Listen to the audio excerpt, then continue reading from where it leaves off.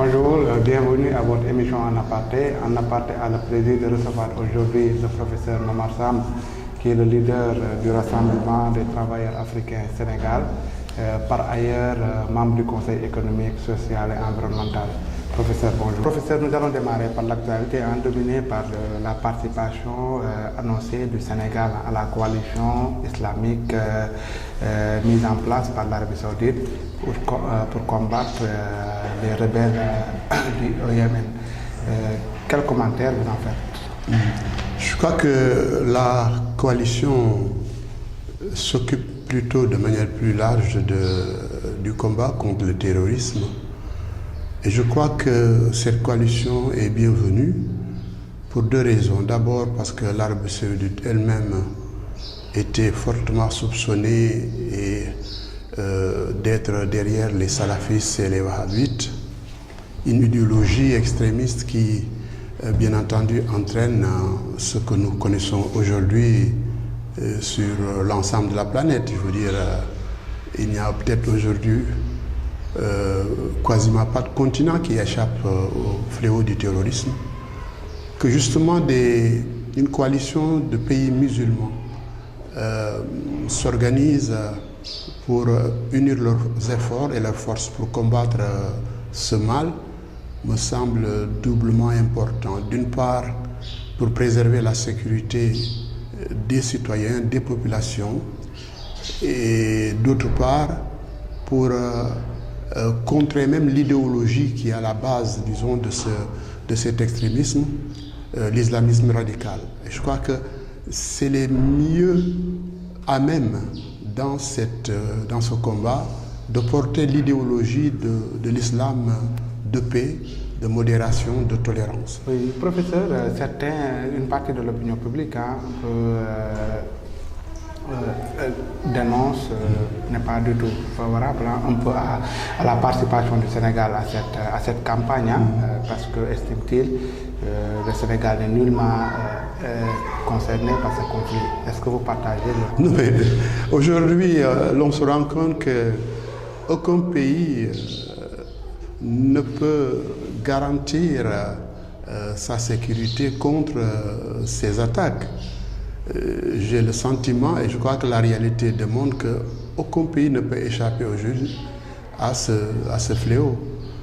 Personne n'osait penser que le Mali serait victime de telles attaques. Je crois que l'actualité dernière nous donne des éléments très probants. Il en est de même du Niger, il en est de même du Tchad, du Nigeria et d'autres. Parce que c'est des pays musulmans, je veux dire, et les attaques n'épargnent pas les musulmans. Des attaques se font dans les mosquées, dans les marchés publics et sur l'ensemble des toits. Des villages sont brûlés, des jeunes filles sont kidnappées par centaines et des gens sont décapités. Et je crois que quand un tel phénomène s'invite dans nos vies quotidiennes, il faut comprendre quels en sont les soubassements. Parce qu'il y a dans ce phénomène ceux qui estiment que ce sont eux qui sont dans l'islam vrai et que les autres sont des mécréants et qu'ils font du djihad. Est-ce que quelque part on ne s'expose pas à des attentats terroristes? Par exemple, on le sait, si la France semble en faire les frais aujourd'hui, avec sa participation là-bas en Syrie. Devant un mal de cette envergure, penser qu'on peut être neutre et qu'en étant neutre, on peut échapper à ce mal, c'est se tromper lourdement. L'histoire même du nazisme nous donne une idée très claire de ce phénomène. Quand on est venu prendre les juifs, certains disent « Ah, nous, on n'est pas juifs ». Quand on est venu prendre des communistes, on dit « Ah, nous, on n'est pas communistes, on n'est pas concernés ». Mais quand le phénomène s'est propagé pour s'attaquer et bombarder des populations civiles, détruire des villes, des infrastructures, personne ne pouvait plus penser qu'il pouvait être indemne, être sauf par rapport à ce fléau-là. Je pense que donc on est devant un phénomène dont il faut comprendre les ressorts pour se faire une idée à partir de la réalité. Je ne parle pas des supposés, des présupposés. Et dans toute chose, je crois, il est bon que les gens préviennent il est bon que les gens se prémunissent. Et mieux, est-ce qu'on peut, en tant qu'être humain, regarder indifféremment ce qui se passe dans les autres coins du monde? Quand tout près de nous, au Mali, même un de nos compatriotes a laissé la vie sur le sol malien, comme également sur le sol français. Okay, mais à ce titre, est-ce que le président de la République n'aurait pas dû quand même se concerter quand même avec la classe politique, au moins, ne serait-ce que pour avoir une large adhésion? Oui, là, ça c'est une autre question. Une question est que des décisions de ce genre, à un niveau sécuritaire, étatique, sont assumées d'abord par le président de la République, à qui on a conféré, disons, les prérogatives de sauvegarder la sécurité des personnes et des biens de son pays, de sa population. Ça, c'est une première chose. La deuxième chose maintenant, pour mener ce combat, après avoir pris cette décision, pour mener ce combat et espérer le gagner, il faudrait certainement aller dans le sens de mobiliser l'ensemble des populations, l'ensemble des politiques, des organisations civiles, le plus largement possible, parce que le combat n'est pas seulement, je veux dire, militaire, technique, policière, répressive. Il est également un combat de persuasion, un combat d'éducation, un combat de sensibilisation, un combat même de renseignement, qui est que quand les gens sont conscients des enjeux, des dangers, ils peuvent être dans une posture d'accompagner et même de déceler et de prévenir. Professeur, l'actualité, c'est également le référendum qui pose débat. Le président de la République, depuis Sali, a carrément déclaré qu'il ne cédera pas à la pression de l'opposition par rapport à ça. Comment expliquez-vous le fait qu'à ce jour, aucune date n'est retenue pour le référendum, alors que lui-même avait parlé de 2016? Moi, dans cette question, je suis très serein et je m'en tiens à l'engagement du président de la République. Cet engagement a été fait, je veux dire, de manière, avec beaucoup de conviction, de manière publique, au plan national comme international, répété à plusieurs reprises, écrit, proclamé. Mieux, il était même question, comme il a dit, que l'organisation de ce référendum se fera en, je crois, mai de l'année 2016. Dès lors, qu'est-ce qui peut aujourd'hui nous permettre de dire qu'il y a un acte ou un fait qui permet de remettre ça en question?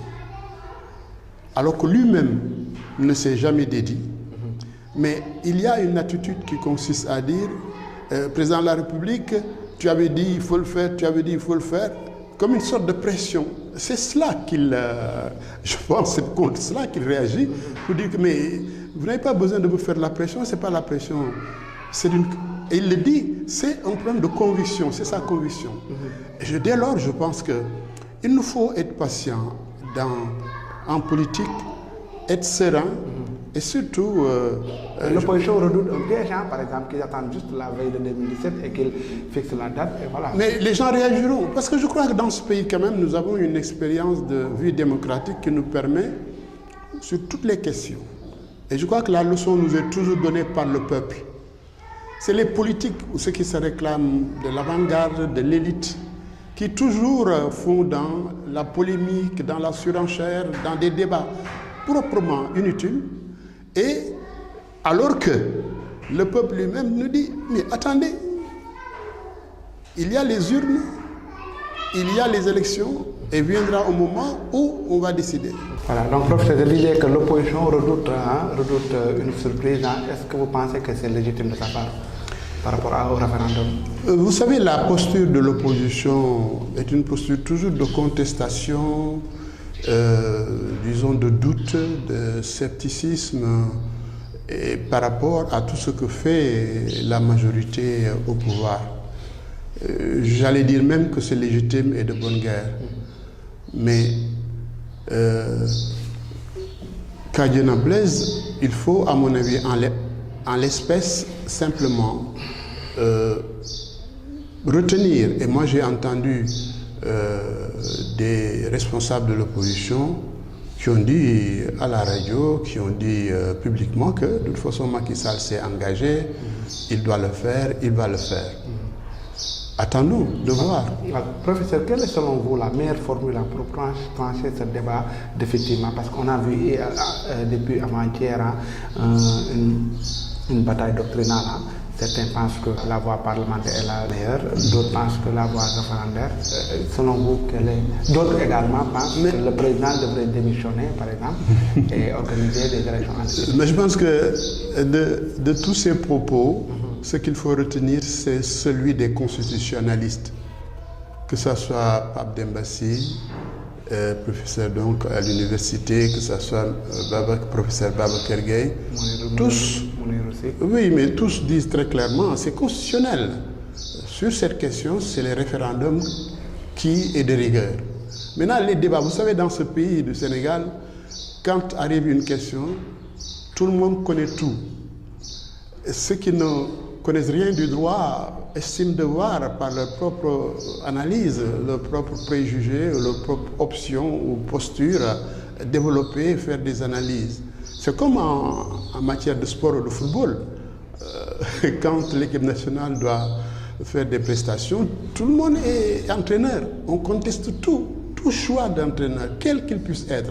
Il en est même de cette question politique. Chacun pense détenir la vérité. Ceux qui ignorent sur la question et devraient se taire parlent même plus et mieux que les autres. Voilà. Professeur Paer, vous êtes membre acteur des Assises nationales. Aujourd'hui, on semble ignorer cette question. Le président de la République avait dit qu'il en prendrait et qu'il en jugera bon. Aujourd'hui, selon vous, est-ce que vous n'avez pas l'impression que votre travail au sein des Assises nationales est aujourd'hui vain, un travail vain? Je pense qu'il faut dépasser la question des impressions, des sentiments et s'en tenir aux faits. Nous, acteurs des Assises nationales, qui sommes attachés aux conclusions que nous avons produites de manière élaborée, construites de manière consensuelle, restons attachés à ces conclusions. En tant que des orientations pour la bonne gouvernance du pays, dans les différents domaines politiques, institutionnels, économiques, social, culturel, etc. Nous sommes encore fortement attachés à ces conclusions en attendant de voir mieux, parce que la vie bouge. Mais je dis, dès lors que le président de la République lui-même a signé la charte démocratique, il est engagé politiquement, il est engagé moralement pour appliquer les conclusions des Assises nationales.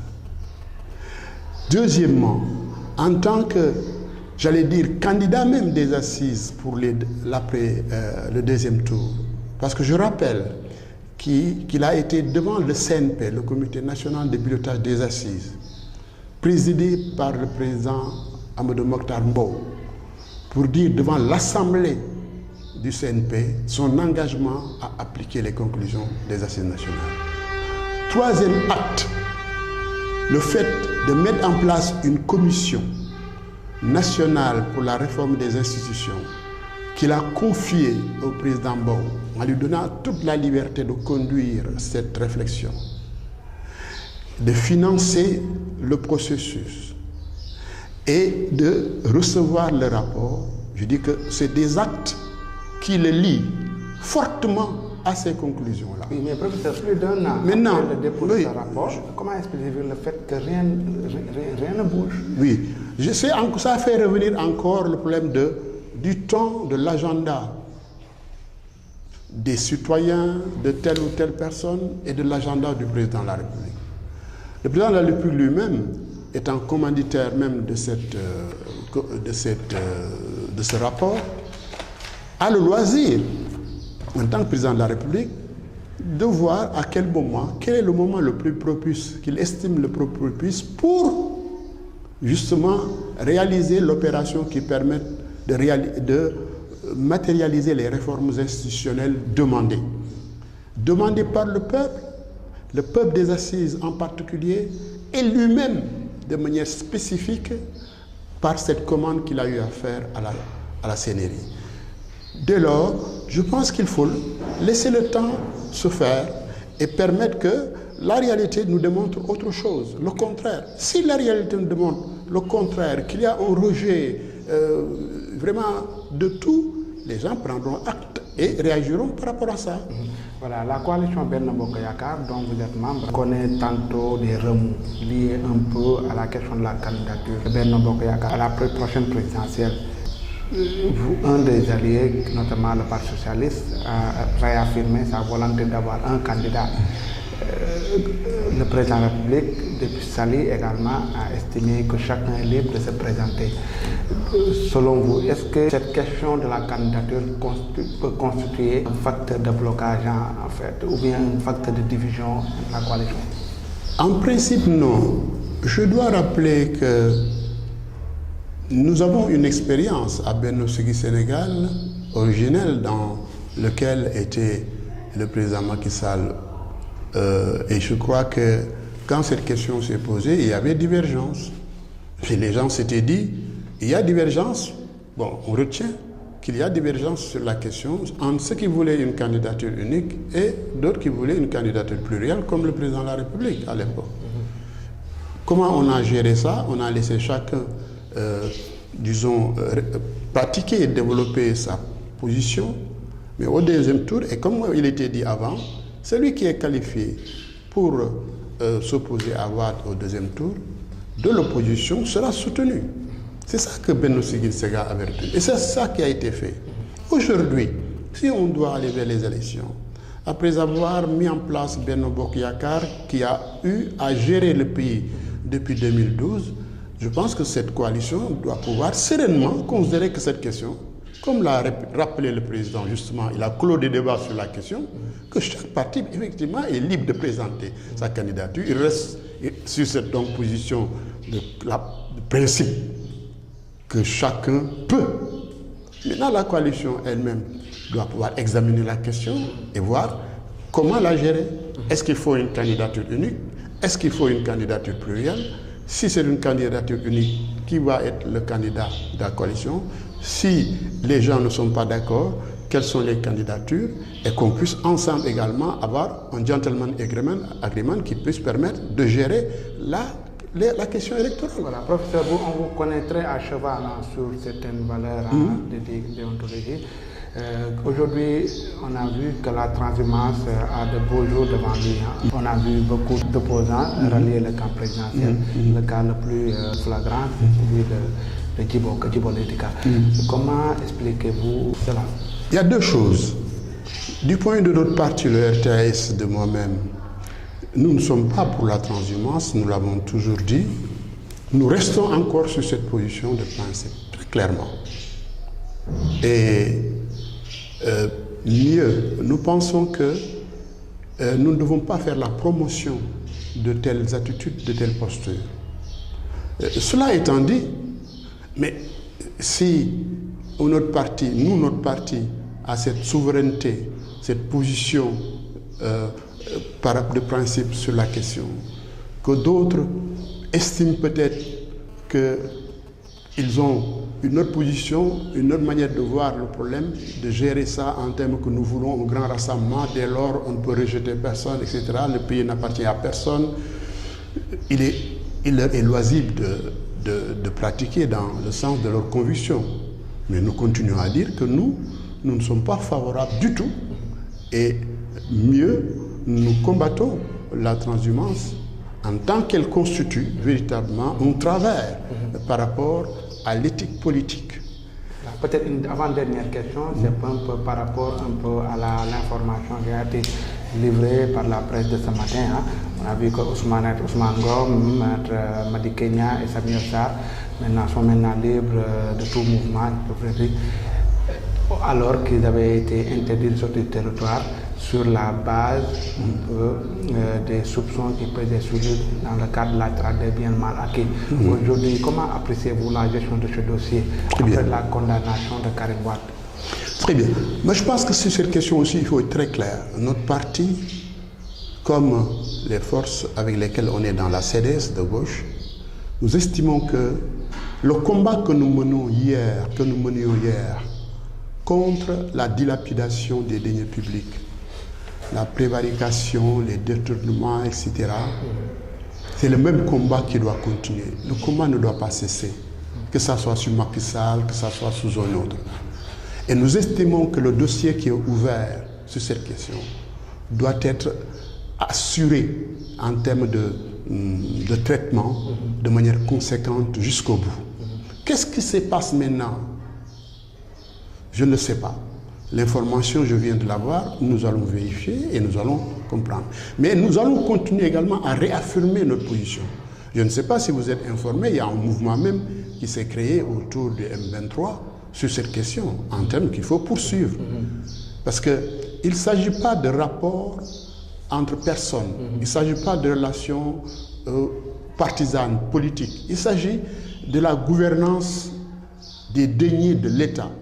Ça n'appartient ni à Macky Sall, ni à l'APR, ni à Benno Bokk Yakaar, ni à quiconque. C'est l'affaire de la population, les biens de la population, les fruits du labeur de ce peuple et qui en a besoin. Nous sommes en manque de tout. Aller dans le domaine de la santé, dans le domaine de l'éducation, il y a une pénurie dans beaucoup de domaines. Je ne parle pas des besoins en termes d'infrastructures et autres, mais je parle seulement de ces deux domaines sociaux qui sont vitaux et fondamentaux. Dès lors, il est tout à fait inadmissible que ceux qui ont pillé les deniers et qu'il y a sur eux non seulement des soupçons, mais qu'il y a des éléments fortement avérés que ces soupçons méritent d'être déférés devant la justice, qu'on puisse abandonner le combat. Pour nous, le combat doit continuer. Professeur, dernière question, c'est par rapport à le Conseil économique et social vient de boucler ses 3 années. Aujourd'hui, quel bilan tirez-vous succinctement, en fait, rapidement? Est-ce que, parce qu'on a l'impression que les Sénégalais ne connaissent pas réellement le travail du Conseil. C'est vrai, le Conseil économique n'est pas bien connu ou est mal connu, ou n'est pas connu du tout.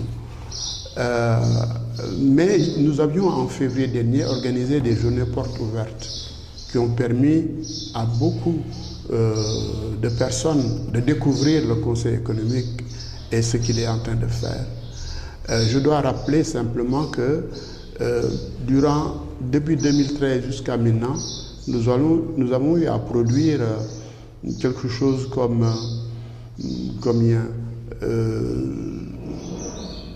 presque 20 avis sur différentes questions et recommandations sur différentes questions, et la plupart ont été transmises au président de la République parmi ces revendications. Est-ce que vous avez des retours? Ah oui, je peux en parler. Lorsque nous avons déposé, parce que vous savez, 2013, c'était vers la fin de 2013 qu'on a mis en place, mais nous avons pu quand même malgré tout produire 8 avis. Et parmi ces avis, il y avait l'avis sur la question de l'emploi des jeunes. Et je dois dire, nous avons été heureux de constater, avant même qu'on ne termine, qu'on remette le rapport, le président de la République, en Conseil des ministres, avait déjà pris en charge une question qui était posée, la rationalisation, la réorganisation, la nouvelle gouvernance de cette question qui était dispersée entre plusieurs organes, l'Office-Band et d'autres organisations, agences, et il a conçu de mettre en place une seule structure pour rationaliser, pour coordonner, pour rendre plus cohérente l'intervention dans ce domaine-là.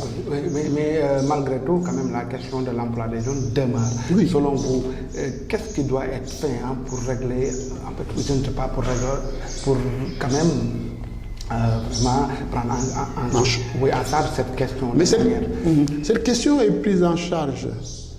Vous le savez, moi on a organisé récemment un colloque sur la question par l'ANPEJ et le ministre de la Jeunesse était là et les gens ont fait le point. Il y a eu la mise en place des DAC, la mise en place de projets, la mise en place de programmes qui sont en train d'être déroulés sur le terrain et qui montrent déjà qu'il y a là beaucoup de possibilités et de potentialités. Il faut peut-être attendre quelque temps parce que c'est depuis 2014 que les gens sont pour faire le bilan, l'évaluation et voir les perspectives. C'est que pour dire quoi? C'est une question extrêmement difficile et elle n'est pas spécifiquement sénégalaise, elle est mondiale d'une part. D'autre part, vous le savez, dans notre pays, beaucoup de gens, de jeunes qui veulent avoir un emploi sont dans une situation où ils n'ont même pas de qualification, pas de métier. C'est le cas également de beaucoup de diplômés de l'enseignement supérieur ou en tout cas de l'éducation, ce qui repose une question de réforme fondamentale, faire en sorte qu'il y ait adéquation entre la formation, l'éducation, la formation et les métiers ou les besoins économiques, entre l'éducation, la formation et les besoins économiques pour le développement du pays. Et ça, c'est pris en charge aujourd'hui par toute la réforme au niveau universitaire et la réforme qui est en cours au niveau de l'enseignement professionnel, de l'éducation et de la formation professionnelle. Voilà, je vous remercie infiniment, professeur. Merci beaucoup. Voilà. Chers internautes, je vous remercie infiniment d'avoir suivi l'émission. Je vous donne rendez-vous la semaine prochaine, Inch'Allah.